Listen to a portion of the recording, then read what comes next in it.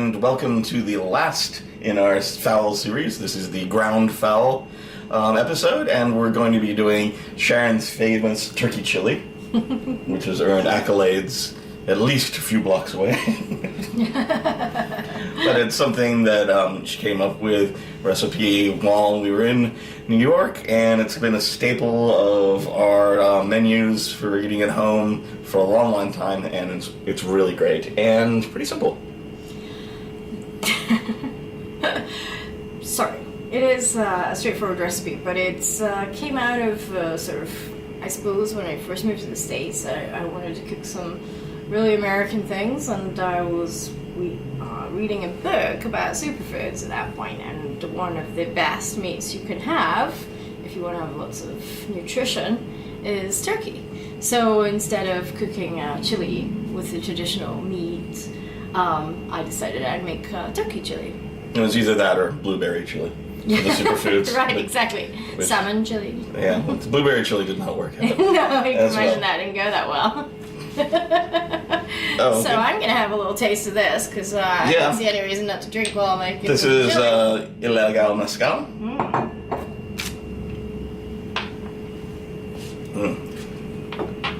Delicious.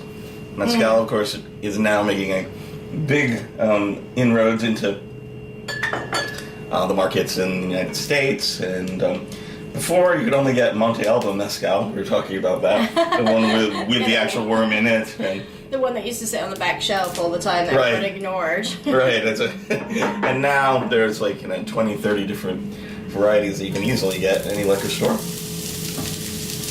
So what I'm doing here is that I'm just going to make a base for the meats, and this is a really, really good technique to do if you want the sort of chili taste to go all the way through your chili. You know, like sometimes you have food and it tastes like it's being put on the meat as opposed to cooked through the meat. So this technique will help you get that yummy chili flavor. You want an entire cohesive dish. You don't want components to make up a dish. Yeah, this is supposed to be, every spoonful should have that chili kind of flavor and the brownness of all the ingredients. So what we've got is onion, right? Yes. And a little garlic, and some chopped jalapeno. Yeah, it's just really, really straightforward. All you do is just sweat that in the pan for a couple of minutes. And when it starts to change color, when it goes a little glassy, then you get to put in the chili. Or have another drink. Or round one of the chili powder. Or both. Round one. So any chili powder you like is always good, but try out different types, because different blends are slightly hotter and also slightly different components, right? So you can get smokier. Onion. Yeah, this one's got cumin, garlic. This is on the more. There's an ancho chili powder we've used sometimes, which is really nice. Yeah, or there's smoky ones as well, right? Yeah. Oop, that's a lot. It's alright. So yeah, use it liberally, and make sure it's coating all of the onions, jalapenos, and garlic in there. Okay. And that's going to give you a great foundation for what goes in next. Okay. So that's the first step, but I like to put my bacon in at this point. So if you can give me a couple of rashers there, I'll just pass over there. Sure, I'll just do it. Here you go. That's turkey bacon. Turkey bacon. Keeping with the theme. I am going to smooth it in. So this is an easy technique. So if you're not a big knife skills person, then this means it's nice and easy. You need one more, or are you okay with two? I think two is going to be fine. Okay. Could you get me a little napkin for my fingers? Sure. That'd be cool. Yeah, the turkey chili at this stage, cooks bacon. This one's quite lean, but it kind of gives that really nice sort of little bit of a meaty flavor. Normally people put in bacon to hold a little fat, so you don't need much fat, but I've used olive oil. But use any kind of oil you like on the bottom, because it's not a huge part of the dish. Yeah, some people feel that olive oil is a bit too flavorful, doesn't go well with it. We like it, but there's also just straight up vegetable oil. Yeah, I mean, it depends what you've got around you. I'm just used to using olive oil. It's all sitting around, so that's the thing I use. So this is starting to look pretty good, I think. Okay. I'll just give you a little view of that. I'm gonna need another minute. Okay, so here's kind of what it should look like. If you can see that. This is just basically showing that it's all coated and yummy. And you can eyeball how much you want, right? And also smell. I mean, it should give you a good chili powder smell right off that. Yeah, that's a good hit. What do you think? Yeah. You getting a good hit? Yeah, I might sneeze. Okay, so once you've done this part, which gives you the first level of your flavor, the next thing to do is get your ground turkey chili in there. Here we go. Thank you. Here's a knife. I'm just going to have a little sip of mezcal. You want to use the lean ground turkey. That works best, really. Especially for a dish when you've got, fat coming from bacon and things. Just the lean turkey, ground turkey works best. Yep, super easy. Watch out. Put it in. Take the stuff. There we go. Okay. Ow! I shouldn't have put that on the pan. No. Oh, ouch. Meat's hot. Okay, I'm gonna do this. All you're doing is just coating up the turkey with your chili, and you can see that it just basically, or you'll be able to see, not that you can see just now with the camera angle, but you'll be able to see that your turkey meat's getting coated as well at the same time. So what's your take, Kim? Are you beans or no beans? I like beans and chili, which of course makes me a kind of a iconoclast in the chili world. Yeah, it's not Texans especially now. Yeah, a bowl of red has no beans, and I do like that. But I do like the flavor that the beans give to it, which we're gonna put in pretty soon. Yeah. I'll get the cans. That would be cool. Yeah, when I was growing up in the UK, beans and chili was just like a no-brainer.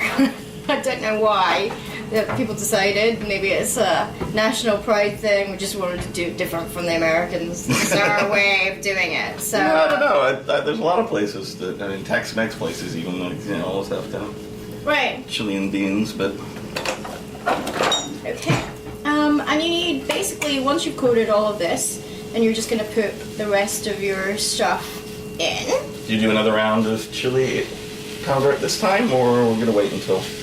You could do a round of chili just now. I don't think that would hurt you. If you think that there's not enough coating on the on the turkey itself, then do that. But you're going to put in a couple of layers anyway. Right. And we're going to do a sort of steeping with some beer as part of the process too. So that's going to have a bit of an impact on the depth of the chili taste and how much you like it. Okay, cool. So, browned. I'm almost getting there to be browned. I'll open up our San Marzano tomatoes as well. Yeah, I like these tomatoes. These are the nicest ones. Yeah. They've got a lot of water in the middle, so when you pop them, they create little sort of puddles, and I like the way that sort of seeps down into a nice chili. But boy, it's hot over there still today. Yeah, it's a hot day outside, and we can't have the air conditioning on, or nobody would be able to hear us recording. So, I've never made a bowl of red though, but it's a very different kind of chili. You make it with steak, right? Yeah, or chunks of beef. Yeah, chunks of beef instead of it. So this is a very non-traditional chili, but it's super tasty and very good for you. Okay, I'm almost done. Great. Do you want to swap? Sure. You need to get too hot over there? Yeah. All right, I'm taking my drink then. Good idea. Okay, what do you think? Do you think that's good enough? Yeah. Yeah? I would do a little dash of a little more powder. Sure. So all right. I can see, the smell is dissipating a bit. I'm just going to give it a little bit of extra punch there. And that's it this for is that. my booze, right? That's yours, yes. This is mine. Turn down a little bit. We're getting close to cooking. Okay. Next up, beans. Any way you like. Beans or tomatoes. Whichever tomatoes. round you like. Tomatoes, I give it a little more liquid, and so the ground turkey doesn't overcook. Yeah, you don't want it to be cooked by the time, you're steeping it or stewing it. Because I think that's the best thing about making chili. You've got to give it a bit of time, which is probably something that most people around the world don't really think about. It's a slow cooking process. Yeah, and again, it's all about everything, all the flavors getting to be part of the dish. Because really, once this is finished, you're going to taste every bit. Yeah, it's really good. Of it, and it's Yeah, it's good as a leftover as well. It's good next day, right? Yeah, or midnight. A lot of it doesn't last till the next day. Gee. There's some water over there as well. See? That might be a good idea. Okay, so you've got your Tomatoes in now. tomatoes in. You're gonna throw this in. Yep. And, we did about half a can, a little more than half a can of the tomatoes. We did do a half a can of the beans. Okay, so now you've got this, I think it's time to put in the booze, right? Yep. Okay, so when you're choosing booze for chili, choose a lager. We're going to use Brooklyn Lager here because we like the taste of that. But you can't really put in anything particularly hoppy. Yeah, because when it reduces down and the alcohol burns off, and it'll get kind of bitter. And we found out that we just added a lot, and it was a really bitter chili and didn't work out. Right. That time, so yeah, it'll taste awful. Heat a little bit and just get ready to put the beer in. Okay. And so this is the part of the process where you just get to do nothing pretty much after it. So once you've done this, put in the beer. No, we're gonna put in some more flavors as well there. Then once you've got to that stage, you're just reducing it, and it'll be like a couple of different times. Like come back, put in some beer, reduce it, and then stir it around, see how it tastes. So this is the time where you want your mezcal or your extra beers ready. Yeah, exactly. As you sit around and wait for your chili. Okay, so how is that looking just now? It's looking good. It's ready to reduce. Okay. Well, I'm going to put in a couple of layers of flavor just now. We're going to do some Worcester sauce, which is a traditional English sauce. Yep. Made of anchovies. Yes, anchovies and other things. Other good things. So a couple of dashes of that. Don't be afraid. The flavor will be pretty good. We're going to put in a Cholula hot sauce. We haven't tried this one in it before, but this one's jalapeno and poblano. Yeah, the green one. I'm going to try that. I mean, you use any kind of hot sauce you want, but we traditionally use Cholula. Yeah, Cholula is quite nice because it has a very long flavor as well, which is kind of what you want for not just a sharp bite like Tabasco. Right, Tabasco I think might stand out a little bit, but you can put in whatever hot sauce you want to pep it up. Yep. There.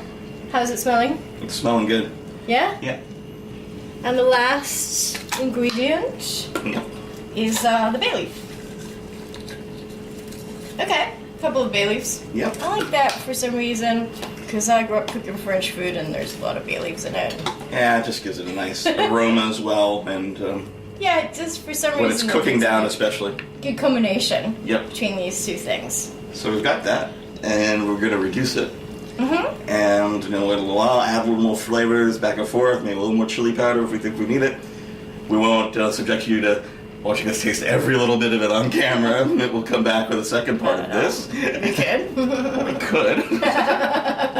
We'll need a lot more to drink for that and a lot more material. Yeah, we haven't got any material for you today. It's not a big deal. But we are wearing Batman-related shirts. So. In honor of Gotham Chili.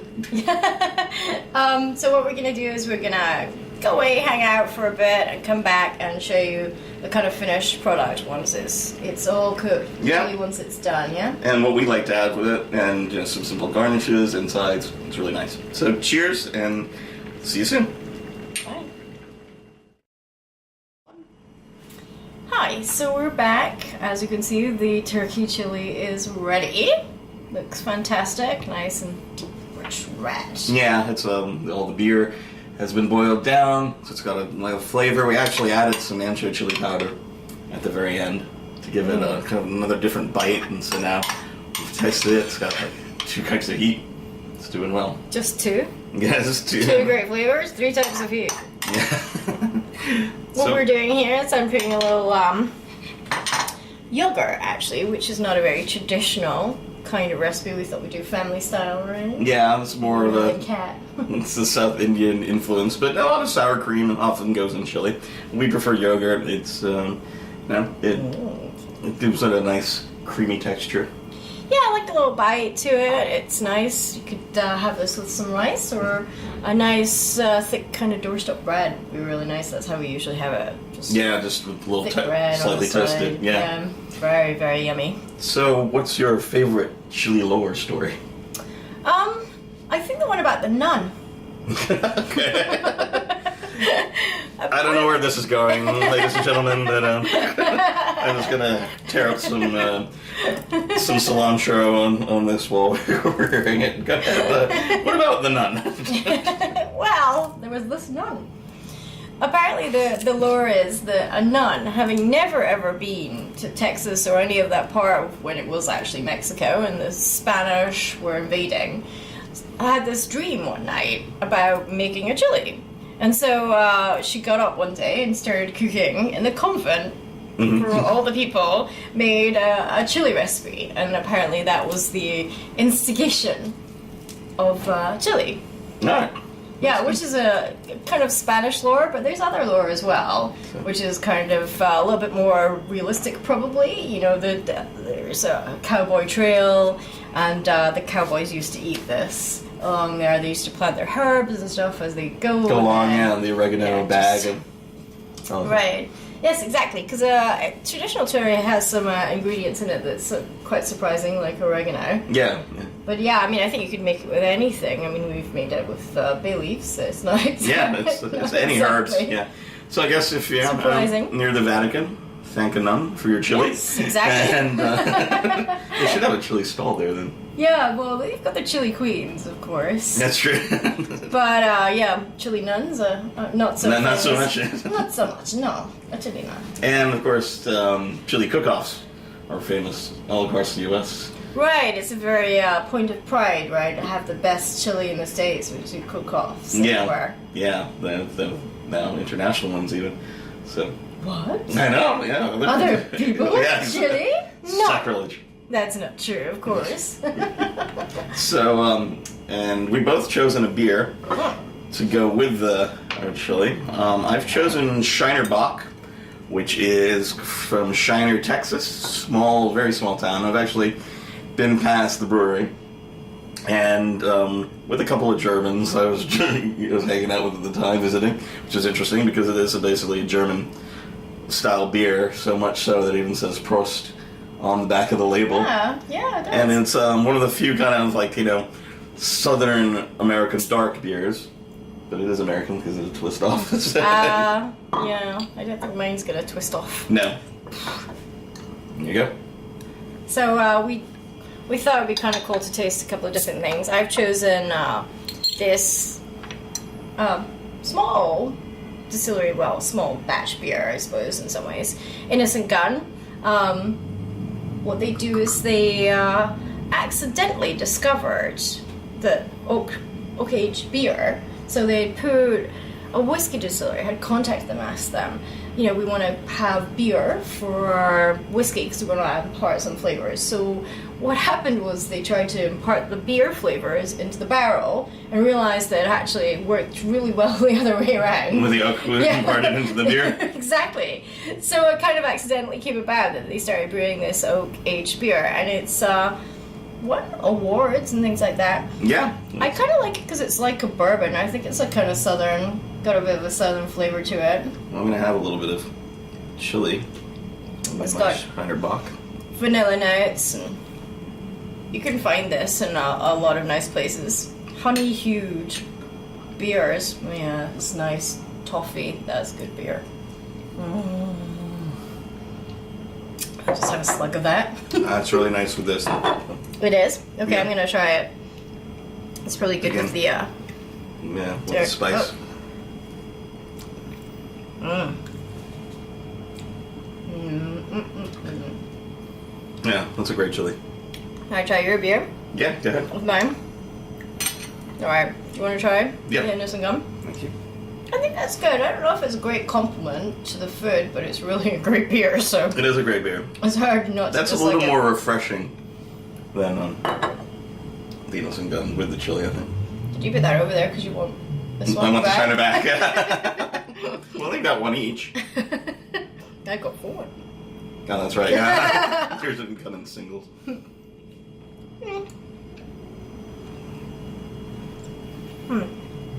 So that's Yeah, I our... see what you're saying about that. Very more, a little more American, right? Have Yeah. a lighter beer with it. But this one, I think you can pass that off with some Southern beer. Oh, definitely, yeah. Especially Louisiana kind of thing. Right, exactly, a bourbon. And a Beta kind of thing.